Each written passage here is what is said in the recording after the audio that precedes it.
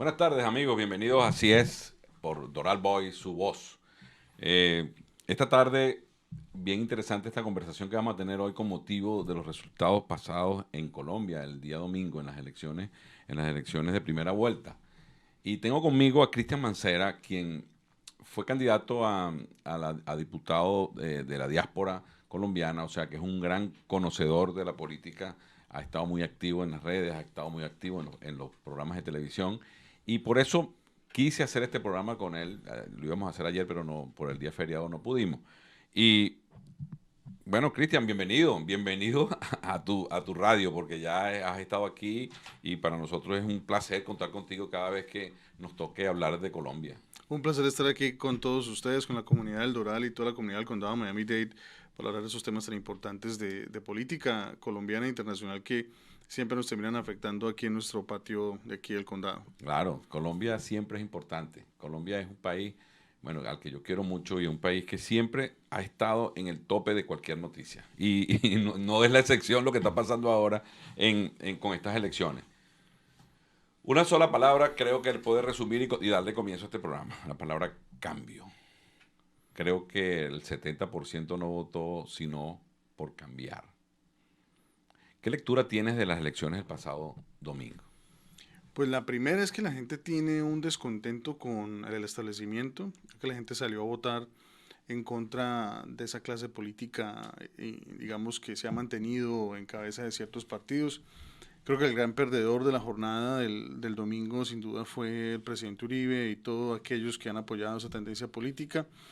Yo siempre entro en debate con mucha gente. De hecho, él estaba hablando con varios amigos cubanos y me decían que no, que Uribe es lo máximo. Para el que no es colombiano, no entiende de que los primeros 8 años fueron muy buenos, pero ya lo que siguió de ahí, sobre todo quienes han rodeado al presidente Uribe y su proyecto, han hecho de que lamentablemente se hayan cometido unos errores enormes y eso ha dado lugar a que lamentablemente hoy tengamos fenómenos políticos como los del pacto histórico de Gustavo Petro, y creo que el domingo se cerró el fin de una era, que ya una persona desde una finca no ponga presidente.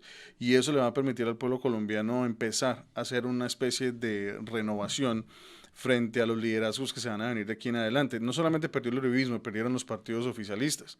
El Partido Liberal, que creo que cometió un error al hacer público su apoyo al candidato Gutiérrez, creo que debió abstenerse y sobre todo quienes sugirieron al presidente Gaviria apoyar a Gutiérrez, creo que lo pusieron en una posición incómoda que lo pone ahora en una situación en donde o se queda callado o tiene que salir a apoyar a uno de los dos candidatos. Pero pienso que rendir esas banderas liberales a un continuismo fue un grave error y quienes estuvieron detrás de eso creo que sumieron al Partido Liberal ante la opinión pública en una crisis peor y no hay justificación que lo haga. Creo que el Partido Liberal debería jugar un papel neutral y dejar que la gente decidiera por sí misma. Pienso que por eso pierde el Partido Liberal. Creo que se quemó en ese esfuerzo y Y lamentable. es bien interesante porque ¿quién puede imaginarse que el Partido Liberal, el presidente Gaviria, Uribe, el mismo presidente Duque, todos hace 4 años eran como una fuerza que se veía como un bloque, ¿no? Correcto. Y de malas acciones, pues está llena la política. Y un país está pendiente y pasa factura. Y el mejor momento y el único momento que tiene un país de pasar factura es en las elecciones. Y cuando eso lo vemos el domingo, nos damos cuenta que el estatus político desapareció, el establecimiento político desapareció totalmente, porque si ves a Fajardo también hizo un papel muy triste. De acuerdo. Entonces, creo que Colombia dio el paso, por eso comencé mi programa diciendo cambio. O sea, la gente quiere un cambio. Ahora, hay un cambio en la mesa bien interesante, porque hay un señor, el doctor Petro, Ujú. un hombre de idea de izquierda, un hombre que Correcto. viene del Foro de Sao Paulo, un hombre que fue guerrillero. O sea, es un hombre que a mí, por ejemplo, creo que no me engaña en el tema de su izquierda por allá atrás, escondida, muy recalcitrante. ¿Por qué? Porque es amigo de los que acabaron con muchos De países. acuerdo, de acuerdo. Y del otro lado está un señor que a mí me parece, yo no sé, o sea, el tipo tiene una manera de hacer política totalmente distinta a lo que hemos visto. Y sin embargo, hoy día vi una encuesta que lo da ganador, porque el partido del miedo es el que lo está apoyando a él por el miedo a Petro. Entonces, vienen estos 15 días de pactos y de arreglos. ¿Cómo ves tú que los partidos como, por ejemplo, el grupo de Petro, qué va a hacer para poder, porque sacó 2,5 millones de votos por encima? Eso no se puede negar. Pero mira, ¿cuál es digamos, el problema que yo veo realmente? En teoría le quedaría más fácil a Hernández, al candidato Rodolfo Hernández, conseguirse los 6,5 millones de votos que necesita para llegar a los 12 que le permitan vencer a Petro en una segunda vuelta. Pero eso no es tan fácil.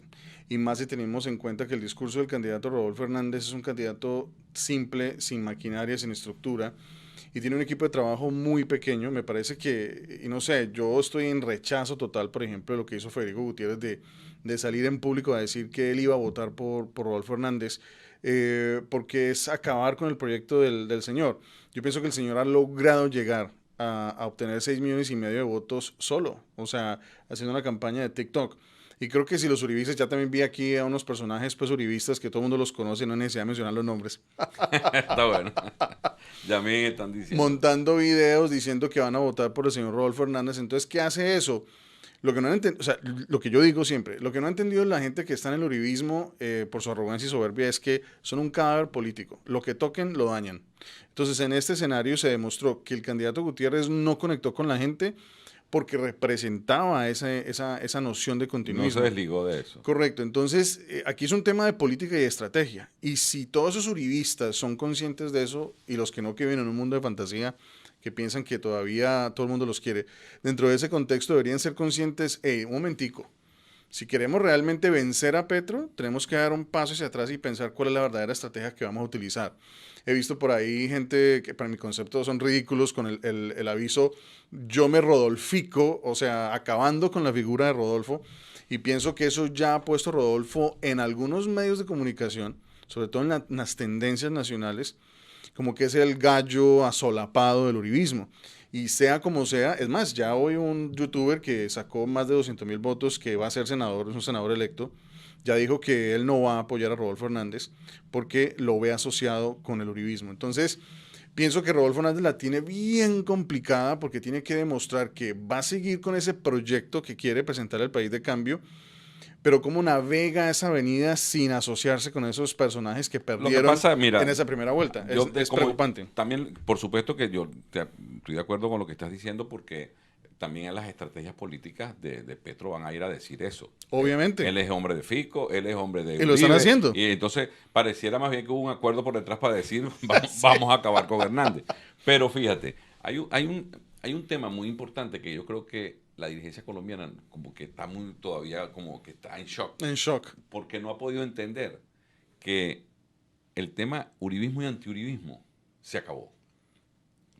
O sea, yo siempre, hoy lo conversé con un gran amigo venezolano y hablamos de ese tema porque estamos hablando de la abstención de Colombia, estamos hablando del partido del miedo, y él me decía una cosa muy interesante, me decía, el uribismo se convirtió en la causa de mucha gente y el antiuribismo más.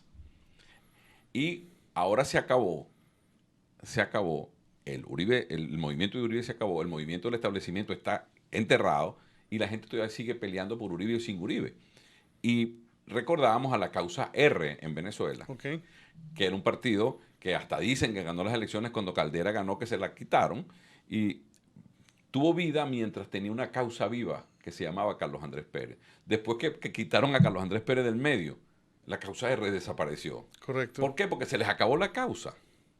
Pero tú ves en redes sociales, por ejemplo, el mismo candidato Hernández, él es muy auténtico. Entonces él salió a decir que él iba a sumar con toda la ciudadanía, que él no estaba haciendo alianzas con Con nadie. nadie.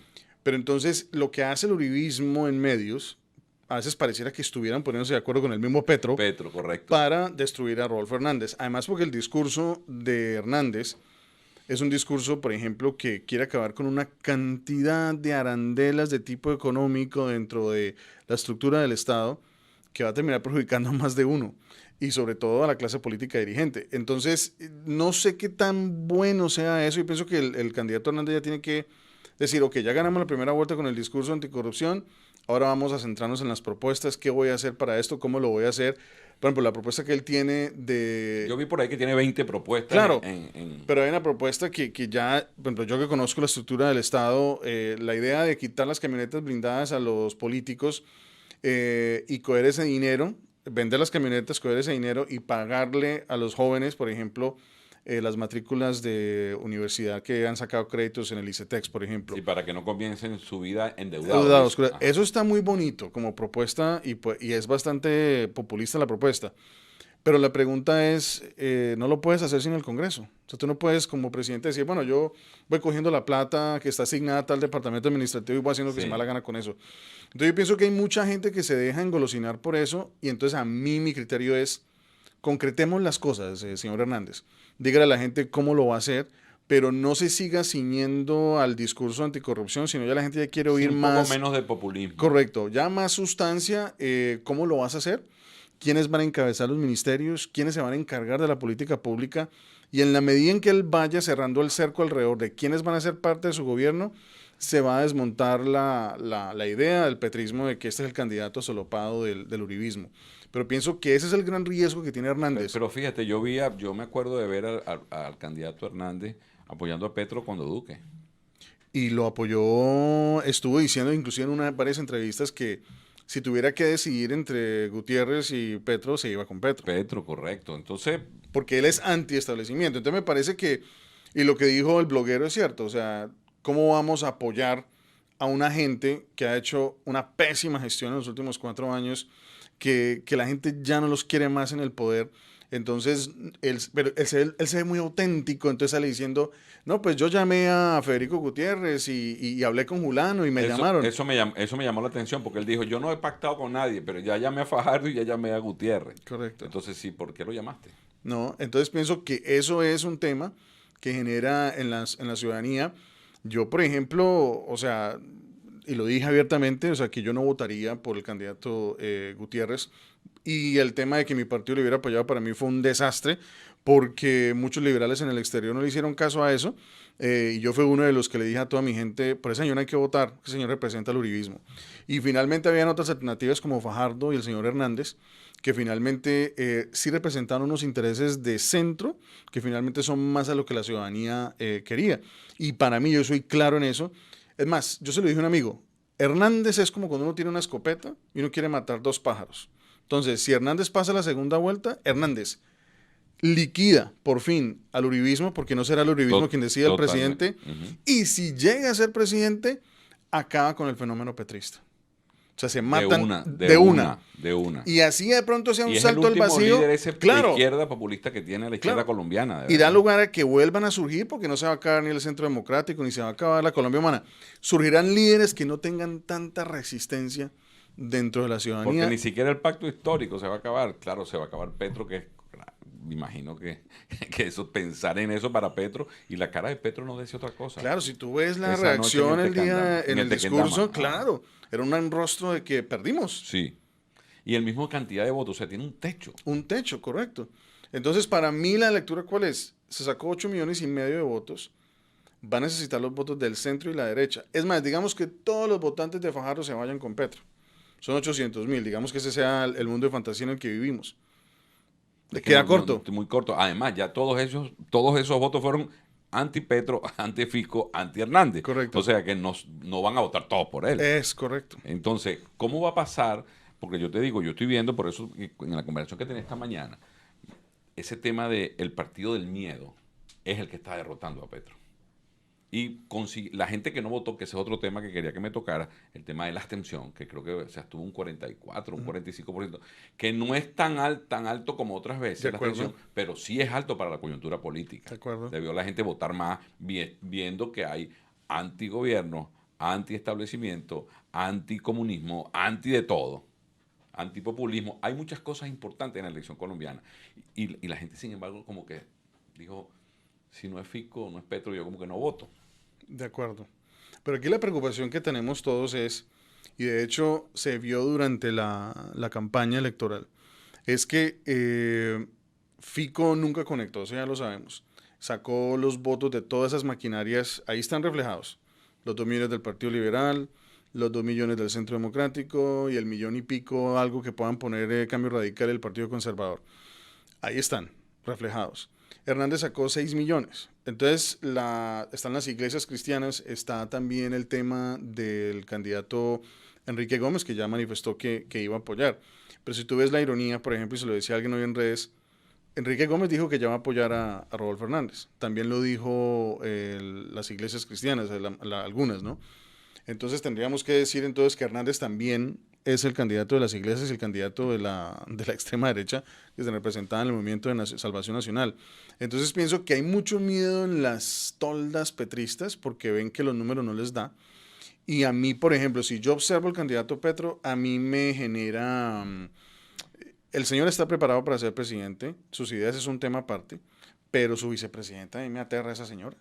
O sea, yo la veo, puede ser abogada, puede estar muy llena de 20.000 premios, pero yo no veo que si falta Petro... Para mí una figura populista ahí. Es correcto, pero entonces cuando un ciudadano mira eso, esas fórmulas, uno mira a Petro y mira a esa vicepresidenta y uno dice feminista, extremista, populista, entonces dentro de ese contexto uno dice, Dios mío, ¿a dónde vamos a ir a dar?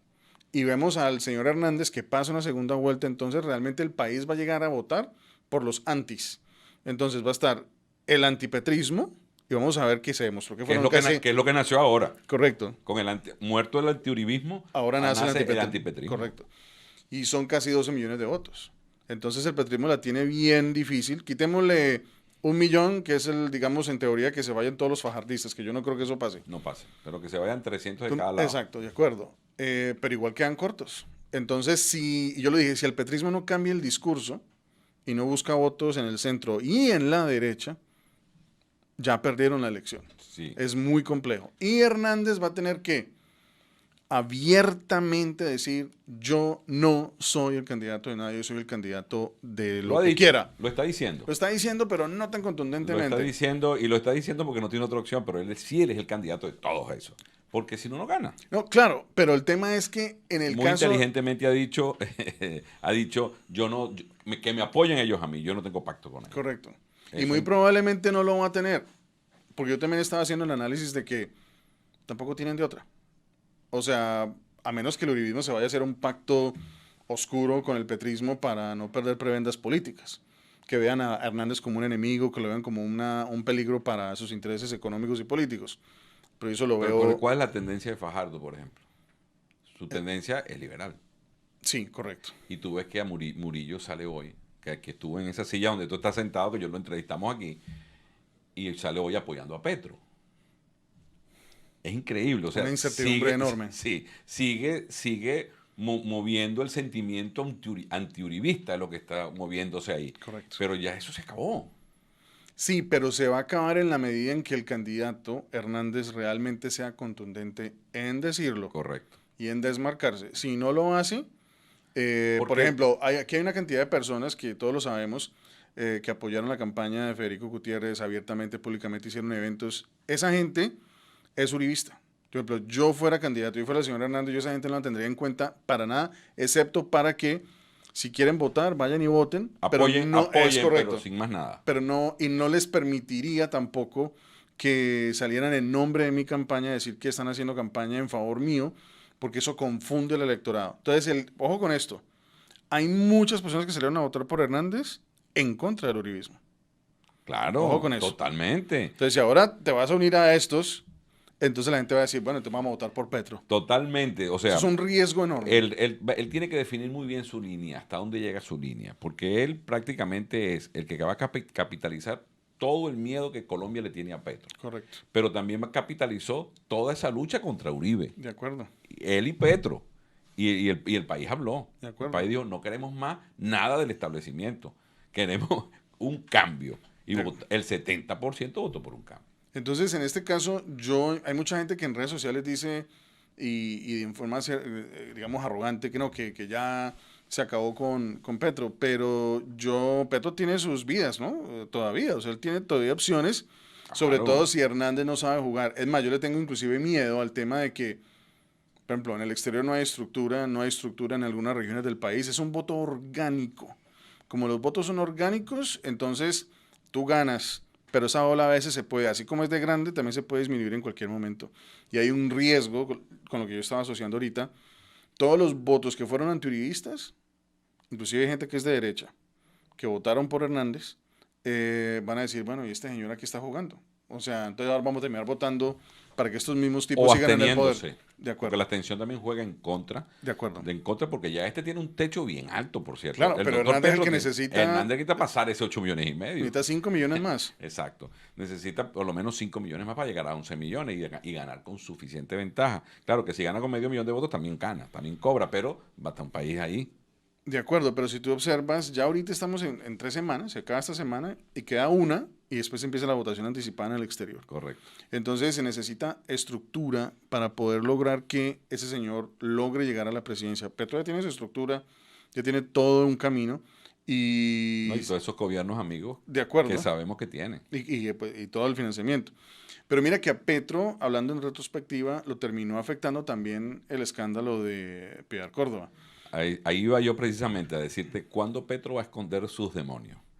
Porque eso es lo que lo identifica. Eso es el miedo. Real. El total. Es más, yo fuera Gustavo Petro y yo salgo públicamente y digo, señora Piedad Córdoba, se queda expulsada del pacto No histórico. te quiero ver ni cerca. Exacto. Y acabo con esa, y eso sería un golpe publicitario, pero no creo que lo vaya, Lo vaya a hacer. No, no lo va a hacer. Porque el compromiso que tiene internacionalmente con la izquierda esa radical es demasiado evidente. De acuerdo. Y los colombianos no lo quieren ver precisamente por lo que analizamos al principio, por la pelea del sistema, el uribismo, antiuribismo y esas cosas, pero es evidente, fíjate, tanto tiempo que lleva Petro queriéndose desligar de Maduro, por ejemplo, porque yo decía, ¿para dónde se va el colombiano si gana Petro? El venezolano se iba para Colombia y lo han recibido con los brazos abiertos allá, porque si alguna cosa hay que agradecer a Duque en medio de todo el desastre de gobierno que tuvo, es que le abrió los brazos a los venezolanos. Claro, obvio. Correcto. Y pero, nada raro que muchos de esos venezolanos ciudadanos hoy votaron en la elección en contra del fenómeno petrista. No te De extrañes, acuerdo. claro, porque lo viven en Obvio. Venezuela, pero si lo estamos viviendo. Obvio. Y entonces Piedad Córdoba, que está señalada por el escándalo de SAP, por el escándalo de Correa, por el escándalo de... Ahora la agarran con $62,000 en efectivos en Honduras, un país que también se identifica con esa izquierda. De acuerdo. Y todo el mundo dice que eran dinero para la campaña de Petro. Y no sabemos cuánto dinero hubo antes, algunos viajes anteriores. O sea, esto es un tema... A mí me parece que ese tema para Petro es un tema que mucha gente no lo logra digerir. Ese es un sapo que la gente no se puede tragar. Y cuando la gente, y yo lo he dicho muchas veces, o sea, deberían poner a la candidata a la vicepresidencia, no porque piense que no sea capaz, porque van a pensar que es que soy misógino, pero no lo soy realmente. Yo creo mucho en las capacidades de la mujer. Pero esta persona para mí no era la candidata ideal para este señor Petro a la vicepresidencia. Obviamente ella trae consigo una cantidad de votos de la extrema izquierda, no es eso es lo que ella representa, y me imagino que si la llegara a sacar, pues obviamente, mejor dicho, le harían un escándalo a Gustavo, y pienso que por eso es que Gustavo termina... No, y porque le sacó 800,000 votos. No, obvio, lógico, lógico, y ganó la primaria, pero sí pienso y creo plenamente de que le ha restado más de lo que le ha aportado, porque cuando yo lo veo a veces a él y la veo a ella, digo, ¿qué pensará un colombiano de a pie? Y dirá, oh, Dios mío, y si se muere este señor, ¿qué pasa? ¿Quién queda? ¿Quién queda? Si se muere Hernández, por ejemplo, queda la vicepresidenta, que es una señora educada, una señora que tiene una capacidad de... Sí, porque hay que pensarlo todo. Claro, obvio, son figuras. Claro, son seres humanos. Entonces, dentro de ese contexto, para mí eso es algo que le quita, pero pues ya muy tarde para reemplazar. Sí, sí. Pero Claro, son factores es que... el mismo populismo ese de la izquierda, que es una señora de color, que no somos racistas, que es una señora de a pie, que es una señora... Pero que no se olvide que le quitó 800,000 votos a él mismo en la primaria. De acuerdo. Y se le convirtió en un fenómeno, porque estoy seguro que ella no era su candidata, pero tuvo la necesidad de escoger. La tuvo que poner. La tuvo que poner. Y eso, por supuesto, que eso lo ve la gente que conoce a la señora. Porque eso no lo vemos aquí o no lo ven en Bogotá, pero la gente de la costa y de Bolívar, es que es ella, ¿no? Del Chocó, y esa zona. Sí, correcto. La ven a ella pues como pues, oh Dios mío. O sea, y sí, chévere, o sea, chévere que haya la diversidad, pero es que eso volvemos al mismo discurso de que entonces en cada entidad gubernamental tiene que haber una mujer porque sí, no, tiene que haber una mujer que esté capacitada para ejercer ese cargo. Lo mismo un hombre. No es un tema de que es que vamos obligados, tenemos que poner a una persona X porque sí. Y en el caso de ella, yo pienso que ella es muy buena como activista social, pero para ser vicepresidenta en un país como Colombia, no lo veo así. Ahora, ¿qué va a pasar? ¿Qué va a pasar? O sea, ¿quién acompaña a Hernández? Porque es una acotación muy importante que tú haces de un estadista que va a ser presidente, que puede ser presidente. El hecho de que el hombre esté en la cocina de su casa diciendo solo, eso a mí, lejos de gustarme, me preocupó. Porque un hombre que va a perseguir la presidencia de un país tan importante, en un momento tan importante de Colombia, sobre todo en la vida de América Latina, y él estaba solo en la cocina de su casa dando el saludo y el agradecimiento. Eso en política, yo tampoco lo de Petro, que era en la sala roja esa de un hombre de la izquierda y de los pobres, Correcto. en el salón rojo del Tequendama. Mm. Pero, ¿por qué no había... ¿Quién acompaña a Hernández en esto? Mira, eso es lo que tú acabas de decir allí. Pienso que eso va a ser algo que es un arma de doble filo. El mensaje del tipo solo en esa cocina, para algunos es no, el tipo limpio, el tipo anticorrupción, que no va a gastar dinero, pero también eso tiene un mensaje nefasto y es que, bueno, ¿y quién sigue este tipo? Exacto. ¿Cuál es la estructura de este señor? ¿Quiénes son los asesores? Según dijo hoy en una entrevista, lo acompañan como 17 personas y la mayor es de 26 años. ¿Quién va a gobernar un país con ese tipo de personas? Entonces, no estoy descalificando que la gente joven no tenga capacidad para armar un plan, pero pues, o sea, necesitamos gente que tenga un La poquito, experiencia se un poquito más de necesita. experiencia para Sí, armar un gobierno. sí. Entonces, pienso que eso va a ser decisivo y quien nombre en esas listas de ministerios, de departamentos administrativos, la gente ahí va a decir, ok, hay confianza. Pero entonces, el tema es quién va a querer ser parte ¿Quién va a del... ser canciller, por ejemplo? Correcto. Una figura tan importante para Colombia en este momento. Porque también es cierto que queremos cambiar, pero tampoco queremos improvisar. Entonces, eso es un tema que es clave. Pero puede llegar que lleguemos a un punto que el odio y el nivel de antipetrismo sea tal que finalmente la gente diga, bueno, no importa que este no tenga plan de gobierno, que no tenga nada. Y eso, y me imagino, yo me imagino la cara y el sentimiento del doctor Petro que le gane una persona así. O sea, qué mal pudo haber sido yo No, pero imagínate, que me si gane. este señor le está gana al ganando. uribismo, le quitó 6 millones al uribismo, Sí, entonces, ¿qué me puede hacer a mí? exactamente. Es que ese es el mensaje, claro. Claro. Y eso, además, hay mucha gente que quiere decir, bueno, no, que no tiene gente en el Congreso. No, el Poder Ejecutivo es capaz de negociar. Ah, eso llega. Eso llega. Eso llega. Eso van a llegar a un acuerdo totalmente. Porque el Poder Ejecutivo es un poder autónomo y además el que maneja el dinero. Obviamente. En un país maneja las relaciones internacionales y maneja todo. De acuerdo.